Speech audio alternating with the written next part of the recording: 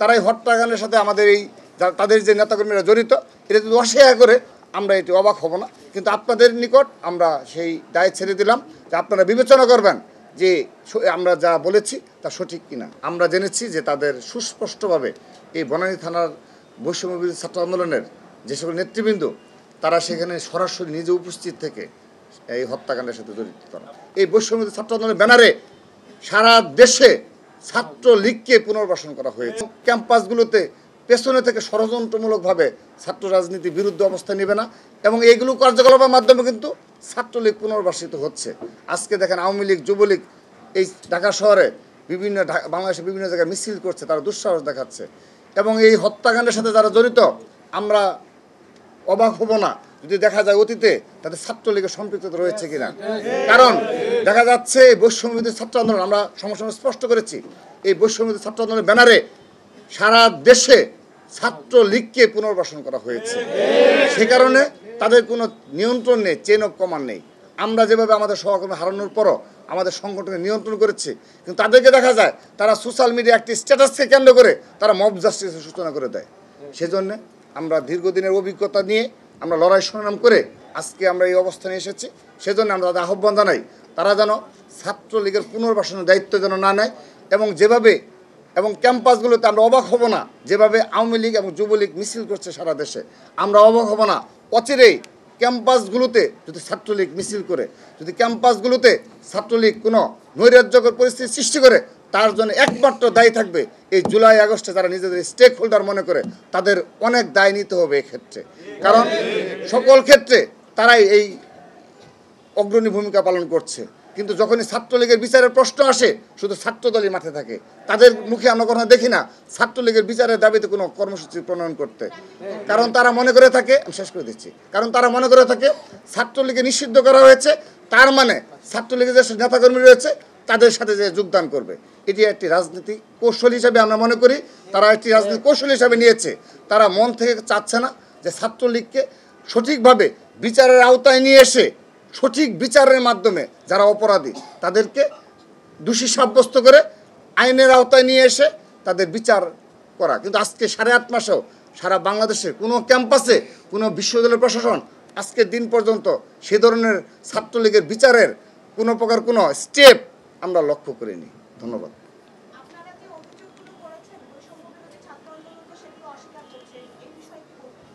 আমরা তো প্লিজ আমরা তো আমাদের অভিযোগ না, এটা আমাদের প্রমাণ। এখানে হাসনাত আবদুল্লাহ এবং সোহেল আরিফের সিগনেচারকৃত কমিটি আপনারা আবারও দেখেন প্লিজ। হাসনাত আবদুল্লাহ এবং আরিফ সোহেলের সিগনেচার কিন্তু কমিটির বনানী থানা আহ্বায়ক কমিটির 16/2/2025 সালে যে কমিটি হয়েছে সেই কমিটির প্রাইম এশিয়া বিশ্ববিদ্যালয়ের এবং এই বনানী থানার যুগ্ম আহ্বায়ক হিসাবে সোভান নিয়াজ তুষার, আপনারা ইচ্ছা করলে নিতে পারেন।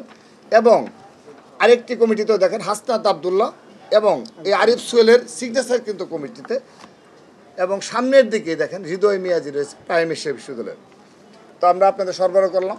তো এরপর যদি অস্বীকার করে এটি দ্বারা প্রমাণ হয় যে তারা তাদের যেভাবে শীর্ষ নেতৃত্ব এখন আজকে হয়তো এনসিপিতে চলে গেছে, তাদের শীর্ষ নেতৃত্বের বিরুদ্ধে অনেক বড় বড় অভিযোগ এসেছে, একটি অভিযোগের কোনো বিচার কিংবা দায় স্বীকার করা তারা স্বীকার করে না। কিন্তু আমাদের ছাত্রদল আমরা যদি সামান্যতম অপরাধ পাই আমরা সাথে সাথে তার বিরুদ্ধে ব্যবস্থা নেই এবং তদন্তপূর্বক কঠোর ব্যবস্থা নেই, প্রয়োজনে আইনের আশ্রয় নেই।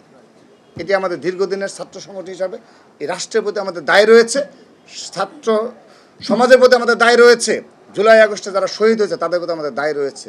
সেই দায় থেকে এবং আগামীর বাংলাদেশ বিনির্মাণে ছাত্রদল নতুন দ্বারা ছাত্র রাজনীতি যে রয়েছে আমাদের প্রতিজ্ঞা রয়েছে, সেজন্য আমরা এই ধরনের কর্মকাণ্ডকে নিরুৎসাহিত করি। কিন্তু তারা বরাবরই অস্বীকার করে এবং তাদের যে শীর্ষ নেতৃত্ব তারাও আজকের দিন পর্যন্ত একটি স্টেপ নেয়নি। কিন্তু তারা দেখেন তাদের যে মিটিং হয়েছে সেখানে কিন্তু তাদের নিজ সংগঠনের দ্বারাই কিন্তু প্রশ্নের সম্মুখীন হয়েছে এবং তারা কিভাবে অবৈধভাবে অর্থ উপার্জন করেছে এবং কিভাবে স্বাবলম্বী হয়েছে এবং কিভাবে আজকে এই বড় বড় অফিসে তারা বসছে, কিভাবে গাড়ি ব্যবহার করছে, এগুলো তারা নিজ সংগঠনের ভিতর থেকে প্রশ্নের সম্মুখীন হচ্ছে। সে কারণে তারা এই হত্যাকাণ্ডের সাথে আমাদের এই তাদের যে নেতাকর্মীরা জড়িত এটা যদি অস্বীকার করে আমরা এটি অবাক হব না, কিন্তু আপনাদের নিকট আমরা সেই দায় ছেড়ে দিলাম যে আপনারা বিবেচনা করবেন যে আমরা যা বলেছি তা সঠিক কিনা। আমরা নিদারুণ কষ্ট ও ক্ষোভের সাথে জানাচ্ছি বেসরকারি বিশ্ববিদ্যালয় শাখা ছাত্রদলের সক্রিয় কর্মী ও প্রাইম এশিয়া বিশ্ববিদ্যালয়ের 223 বেচের টেক্সটাইল বিভাগের শিক্ষার্থী জাহিদুল ইসলাম পারভেজকে সন্ত্রাসীরা ছুরিকাঘাত করে নির্মমভাবে হত্যা করেছে। ইন্না লিল্লাহি ওয়া ইন্না ইলাইহি রাজিউন। শনিবার 19 এপ্রিল 2025 বিকাল 4টায় বিশ্ববিদ্যালয় ক্যাম্পাসের সামনে এই বর্বর ঘটনা ঘটে। মরহুম জাহিদুল ইসলাম পারভেজ ময়মনসিংহ জেলার ভালুকা উপজেলার বিরুনিয়া ইউনিয়নের বাসিন্দা। আমরা মরহুমের পরিবার, আত্মীয় স্বজন ও সহপাঠীদের প্রতি সমবেদনা জানাচ্ছি। আমরা জেনেছি ঘটনার সূত্রপাত হয় যখন তিনি বিশ্ববিদ্যালয়ের আরও 2-3 জন শিক্ষার্থীদের সাথে বিশ্ববিদ্যালয়ের সামনে বসে সিঙ্গারা খাচ্ছিলেন। এমন সময় মেহেরাজ ইসলাম এবং আরও 2 জন ছাত্রী সহ কয়েকজন ওই পথে হেঁটে যাচ্ছিলেন। হঠাৎ করে তারা পারভেজকে উদ্দেশ্য করে, এদিকে তাকাচ্ছ কেন, এদিকে তাকালে চোখ তুলে নেব, এ ধরনের টিজিং ও উস্কানিমূলক বক্তব্য করতে থাকেন। পারভেজ জবাবে বলেন, কি দোষ করেছি ভাই। এতে তারা আরো উত্তেজিত হয়ে ওঠে। এক পর্যায়ে উভয় পক্ষের মধ্যে হাতাহাতি শুরু হয়। বিষয়টি মীমাংসার জন্য বিশ্ববিদ্যালয়ের প্রক্টর ডক্টর আব্দুস সালাম হস্তক্ষেপ করেন এবং উভয় পক্ষকে মীমাংসা করে দেন। কিন্তু প্রচণ্ড উচ্ছৃঙ্খল মেহেরাজ ইসলামগণ বিশ্ববিদ্যালয় কর্তৃপক্ষের করে দেয়া এই মীমাংসা মানতে অস্বীকৃতি জানিয়ে 10-15টি লাশ ফেলার হুমকি দিয়ে বহিরাগততা ডেকে নিয়ে আসেন এবং পারভেজের উপর পরিকল্পিত হামলা চালায়। এই হামলায় মেহেরাজ ইসলামের সাথে থাকা বৈষম্য বিরোধী ছাত্র আন্দোলনের বনানী থানা কমিটির যুগ্ম আহ্বায়ক সুভান নিয়াজ তুষার ও যুগ্ম সদস্য সচিব হৃদয় মিয়াজি নেতৃত্বে বনানী এলাকার বেশ কিছু উচ্ছৃঙ্খল সন্ত্রাসী জড়িত ছিল।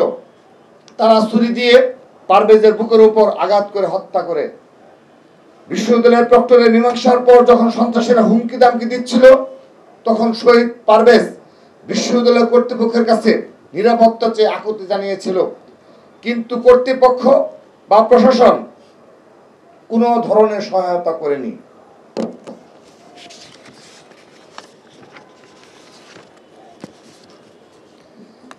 আমরা বাংলাদেশ জাতীয়তাবাদী ছাত্রদল দৃঢ়ভাবে বিশ্বাস করি পারভেজ ইসলামের উপর চালানো এই হামলা ছিল পূর্ব পরিকল্পিত, নতুবা তুচ্ছ একটি ঘটনার জেরে প্রক্টর কর্তৃক মীমাংসার পরও একজন মেধাবী ছাত্রকে প্রকাশ্যে বিশ্ববিদ্যালয়ের সামনে ছুরিকাঘাত করে হত্যা করার প্রশ্নই আসে না। আমরা এই নৃশংস হত্যাকাণ্ডের তীব্র নিন্দা প্রতিবাদ জানাচ্ছি এবং অবিলম্বে এই হত্যার সাথে যারা জড়িত সন্ত্রাসীদের দ্রুত গ্রেপ্তারের দাবি জানাচ্ছি। প্রিয় সাংবাদিক বন্ধুগণ, বেসরকারি বিশ্ববিদ্যালয় সহ বিভিন্ন শিক্ষা প্রতিষ্ঠানে ছাত্র দলের কার্যক্রমকে বাধাগ্রস্ত করার জন্য বৈষম্য বিরোধী ছাত্র আন্দোলনের ব্যানারে কতিপয় রক্ষী বাহিনীর মতো সন্ত্রাস ও দখলদারিত্ব কায়েম করেছে। তারা বিভিন্ন ক্যাম্পাসে ছাত্র দলের কর্মীদের মবের ভয়ভীতি দেখিয়ে ছাত্রলীগের স্টাইলের সন্ত্রাসের পুনরাবৃত্তি করেছে। ক্যাম্পাস তো বটেই, এমনকি ক্যাম্পাস প্রাঙ্গণের বাইরে গিয়ে ছাত্র দলের নেতাকর্মীদের কার্যক্রম পরিচালনা বাধা দেওয়া হচ্ছে, যা গণতন্ত্র ও মত প্রকাশের স্বাধীনতার সুস্পষ্ট লঙ্ঘন। এটা নতুন নামে সেই পুরাতন ফ্যাসিবাদ। এই চলমান দখলদারিত্ব ও সন্ত্রাসী এই হত্যার পেছনে খুনি সন্ত্রাসীদের সাহস ও মদত জুগিয়েছে বলে ছাত্রদল বিশ্বাস করে। দিনে দিনে ছাত্রদলের নেতাকর্মীদের ডিহিউম্যানাইজ করার যে পরিকল্পিত ষড়যন্ত্র, এটা অত্যন্ত পরিকল্পিতভাবে সাজানো হয় শহীদ পারভেজদের হত্যাকাণ্ডের বৈধতা মাধ্যমে। পারভেজের খুনিদের রাজনৈতিক প্রশ্রয়দাতা সহ খুন ও সন্ত্রাসী কর্মকাণ্ডে জড়িত সকলের যথাযথ বিচার ও শাস্তি নিশ্চিত করতে হবে। শিক্ষা প্রতিষ্ঠানে ছাত্রদলের সাংগঠনিক কার্যক্রমকে বাধাগ্রস্ত করার উদ্দেশ্য নিষিদ্ধ ঘোষিত সংগঠন ছাত্রলীগের অপকৌশল অনুসরণ করে বৈষম্য বিরোধী নেতারা দীর্ঘদিন ধরে ছাত্রদলের নেতাকর্মীদের নানা ধরনের হুমকি ধমকি দিয়ে আসছিল। এরই ধারাবাহিকতায় একটি পরিকল্পিত চক্রান্তের অংশ হিসাবে ছাত্রদলকে নেতৃত্ব শূন্য করা এবং ছাত্রদলকে ভয়ভীতি দেখিয়ে এবং ছাত্রদলের রাজনীতিতে সক্রিয়ভাবে অংশগ্রহণকারী শিক্ষার্থীদের মধ্যে ভীতি সঞ্চার করতে তারা নানাবিধ ষড়যন্ত্রের কৌশল অবলম্বন করেছে। এই হত্যাকাণ্ডের বিষয়ে বৈষম্য বিরোধী ছাত্র আন্দোলনের ভেরিফাইড ফেসবুক পেজ থেকে অশোভনীয় ভাষায় যে পোস্ট দেওয়া হয়েছে আমরা তার নিন্দা জানাই। তারা অভিযুক্তদের বিষয়ে